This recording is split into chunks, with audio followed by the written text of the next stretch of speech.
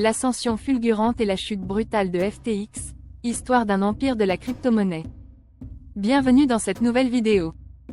Aujourd'hui, nous allons plonger dans l'histoire fascinante de FTX, une plateforme de crypto-monnaie qui a pris d'assaut le marché avant de connaître une chute spectaculaire. Comment cette plateforme, qui a rapidement gravi les échelons, a-t-elle pu s'effondrer aussi brutalement? Quelles leçons pouvons-nous en tirer pour l'avenir des crypto-monnaies? C'est ce que nous allons découvrir ensemble. Installez-vous, c'est parti. Les débuts prometteurs de FTX.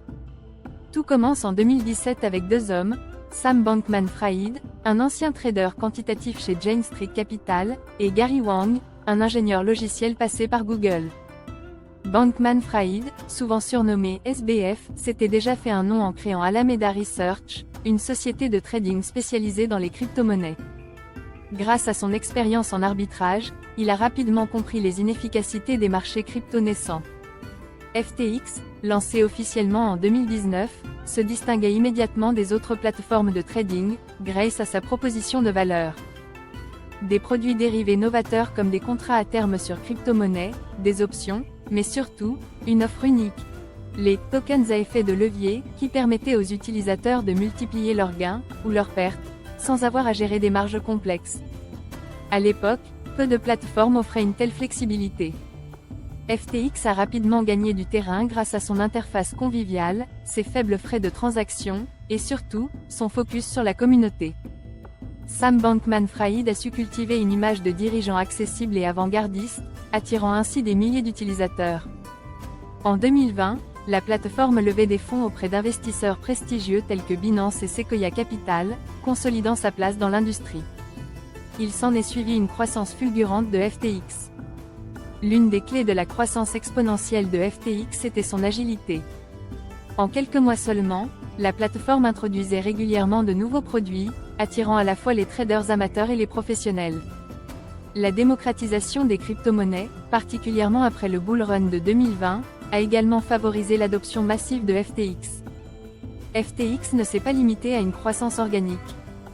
En 2021, elle a signé des partenariats majeurs, notamment avec des équipes sportives comme les Miami Heat, en obtenant même les droits de nommer leur stade FTX Arena. Ce coup marketing a permis à FTX de se positionner comme un acteur crédible et respecté au-delà du marché crypto. Au sommet de sa gloire, FTX se classait parmi les 3 plus grandes plateformes de trading crypto au monde. Elle avait même dépassé des rivaux historiques comme Kraken et Bitfinex. Bankman-Fried lui-même était devenu une figure médiatique incontournable, souvent invité à parler de régulation, d'innovation et du futur des crypto-monnaies. Les premiers signes de la chute. Mais alors que FTX semblait invincible, des premiers signes de tension ont commencé à apparaître à l'automne 2022. Certains rapports évoquaient des irrégularités dans les pratiques comptables d'Alameda Research, la société sœur de FTX. Des doutes se sont alors installés autour de l'utilisation des fonds des utilisateurs. Ces suspicions allaient bientôt se confirmer. Les investisseurs, autrefois confiants, ont commencé à retirer leurs fonds en masse à la suite de ces révélations. Le scepticisme grandissait autour de la gestion opaque de Bankman-Fried. Pourtant, il continuait d'assurer publiquement que FTX était solvable. Le 6 novembre 2022, Changpeng Zhao, le PDG de Binance, a annoncé sur Twitter qu'il allait liquider l'intégralité de ses avoirs en tokens FTT, la crypto-monnaie native de FTX, citant des inquiétudes grandissantes. Cette annonce a provoqué une véritable panique sur le marché. En quelques jours, FTX s'est retrouvé incapable de traiter les retraits massifs. Le 11 novembre 2022, FTX déposait officiellement le bilan. L'effondrement de FTX a eu un effet domino sur tout le marché des cryptos. La confiance des investisseurs, déjà ébranlée après les précédentes chutes du marché en 2022, a été encore plus entamée. Des milliards de dollars d'actifs ont disparu, plongeant de nombreuses entreprises du secteur dans la tourmente. Quelles sont les conséquences d'une telle faillite? La chute de FTX a déclenché une série d'enquêtes à travers le monde.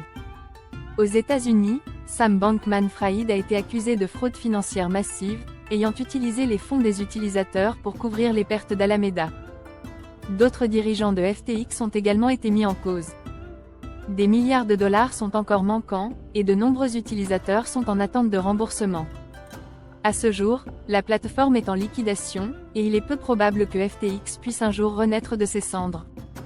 Cependant, cet effondrement soulève de nombreuses questions sur la régulation du secteur crypto. L'affaire FTX met en lumière les nombreux risques liés aux crypto-monnaies, l'absence de régulation claire, les pratiques opaques, et surtout, la volatilité extrême des actifs numériques. Pour les investisseurs, cette affaire est un rappel brutal de l'importance de la due diligence et de la diversification des risques. Les régulateurs du monde entier travaillent désormais à de nouvelles lois pour mieux encadrer les plateformes d'échange de crypto. Mais la question reste, comment protéger les investisseurs sans étouffer l'innovation? Une régulation plus stricte semble inévitable, mais elle devra être équilibrée. Les fondateurs et dirigeants de plateformes crypto ont une responsabilité majeure dans la gestion des fonds des utilisateurs. L'affaire FTX démontre que la transparence est cruciale pour la survie d'une entreprise dans cet univers. De plus, les auditeurs et conseillers financiers doivent jouer un rôle plus actif dans la prévention des crises. Conclusion, l'histoire de FTX est celle d'une ascension fulgurante, suivie d'une chute brutale. Elle nous rappelle les dangers et les promesses du secteur des crypto-monnaies. Pour les investisseurs comme pour les régulateurs, les leçons à tirer sont nombreuses. Qu'en pensez-vous? La chute de FTX marque-t-elle le début d'une nouvelle ère pour les crypto-monnaies? Laissez-nous vos avis dans les commentaires, et n'oubliez pas de vous abonner pour plus de vidéos sur l'actualité des cryptos. À bientôt!